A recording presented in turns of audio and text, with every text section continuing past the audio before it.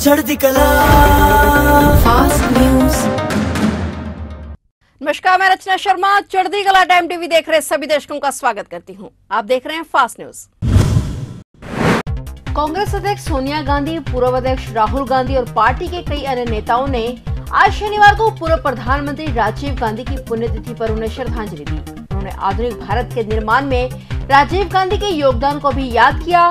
सोनिया गांधी, कांग्रेस महासचिव प्रियंका गांधी वाड्रा, संगठन महासचिव केसी वेणुगोपाल और कई अन्य कांग्रेस नेताओं ने वीरभूमि पहुंचकर राजीव गांधी को श्रद्धांजलि अर्पित की। पिता को याद करते हुए राहुल गांधी ने ट्वीट किया कि मेरे पिता एक दूरदर्शी नेता थे जिनकी नीतियों से आधुनिक भारत को आकार देने में मदद मिली। वह एक करुणामयी और दयालु व्यक्ति थे। मेरे और प्रियंका के लिए एक अद्भुत पिता थे जिन्होंने हमें क्षमा और सहानुभूति के मूल्य के बारे में बताया। उन्होंने कहा कि मैं उनकी कमी महसूस करता हूँ, उस समय को सप्रेम याद करता हूँ जो हमने साथ गुजारे हैं। कांग्रेस के कई अन्य नेताओं ने भी राजीव गांधी को श्रद्धांजलि दी। बता दें कि आज के दिन 21 मई 1991 को तमिलनाडु में लोकसभा चुनाव प्रचार के दौरान पूर्व प्रधानमंत्री राजीव गांधी की हत्या कर दी गई थी।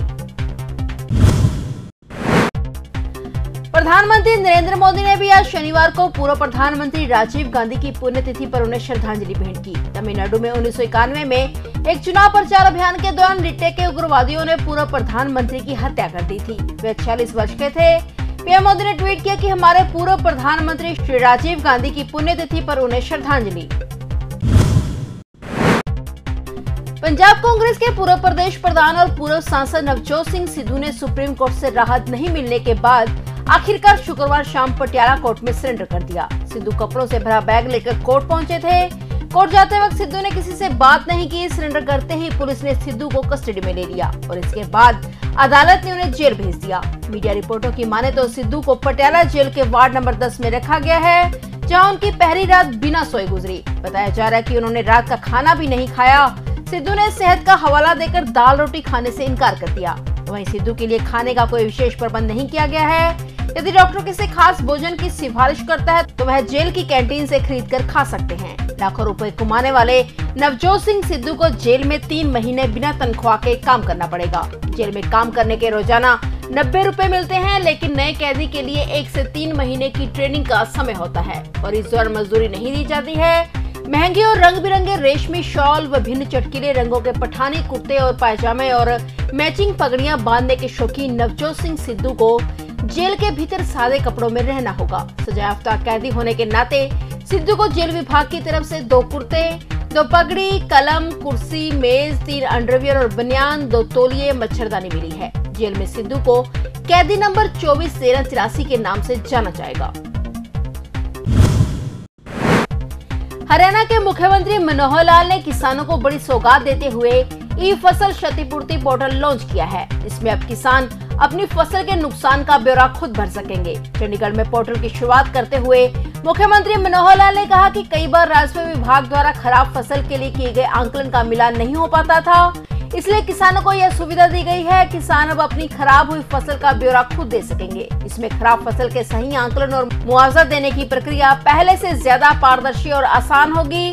उन्होंने कहा कि खराब फसल के आंकलन के बाद मुआवजे की राशि चंडीगढ़ से ही सीधे किसानों के खाते में चली जाएगी। इस अवसर पर मुख्यमंत्री ने स्थानीय निकाय के लिए एडवर्टाइजमेंट बाय लॉज को भी लॉन्च किया और हरियाणा शहरी विकास प्राधिकरण की आवंटन प्रक्रिया को सरल और सुविधाजनक बनाने के लिए 5 प्रकार की सेवाओं को ऑनलाइन करने की शुरुआत की। उत्तर प्रदेश में बलरामपुर जिले के तुलसीपुर क्षेत्र में हुए एक भीषण सड़क हादसे में एसयूवी सवार 6 लोगों की मृत्यु हो गई, जबकि 3 अन्य गंभीर रूप से घायल हो गए।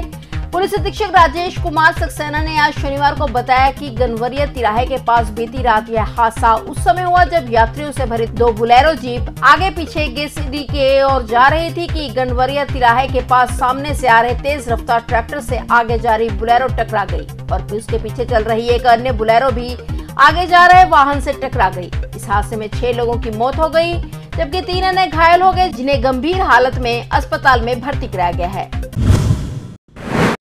पंजाब के पूर्व कृषि मंत्री तोता सिंह की लंबी बीमारी के बाद शनिवार को चंडीगढ़ के सेक्टर 18 स्थित उनके आवास पर निधन हो गया है। पूर्व कृषि मंत्री एसजीपीसी के वर्तमान सदस्य थे। वे निमोनिया से पीड़ित थे, जिससे उनके फेफड़े संक्रमित हो गए थे। उनका पिछले कुछ महीनों से एक चिकित्सा विशेषज्ञ की देखरेख में इलाज चल रहा था। 1970 में उन्हें ब्लॉक समिति के सदस्य के रूप में चुना गया था। 1970 के दशक में जब फरीदकोट को फिरोजपुर जिले से अलग कर दिया गया था, तब तोता सिंह पार्टी के जिलाध्यक्ष चुने गए थे और 17 साल तक इस पार्टी के पद पर रहे। 1978 में उन्हें पार्टी की केंद्रीय कार्य समिति के सदस्य के रूप में नामित किया गया था और तब से वे पार्टी के प्रमुख पदों पर रहे।